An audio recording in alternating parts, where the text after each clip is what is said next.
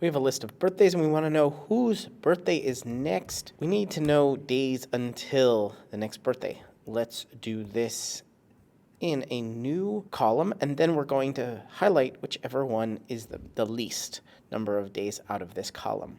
Let's get how many days are until this person's next birthday. We can use date diff. We're going to say the start date is today, end date is date, and we're going to start creating a day. We'll create a new date from this birthday. So we're going to wrap year around today to get the year. That's this year.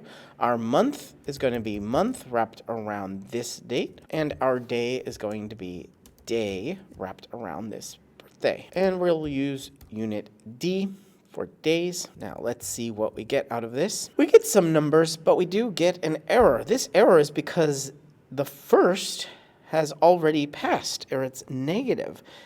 And date diff, the first date must be before the second date. So we're going to wrap this with if error. And if the value is an error, we're going to take the exact same formula, copy it, and paste it, except after this year parentheses, we're going to add +1 because it'll be the next year that will be that person's next birthday. Copy paste this all the way down, and we see the error turned into 347. Awesome. So let's see which of these numbers is the minimum.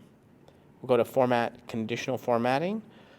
We'll select Custom Formula is equal to C1 equal to min C:(C). And we can see that the minimum number is 10 here. That's the lowest number, and John Smith has the next birthday in only 10 days. Click Done. If we want this to apply to the entire row, let's do A to C in the range, and then put a $sign in front of the C and the C and the last C. And we can change this to a bit of a more distinct color. There we go. And that's the entire row highlighted for who has the next birthday. If you're looking to automate your sheets, get more out of your Google Sheets, make better Google Sheets in every sense of the word, subscribe here on YouTube to Better Sheets.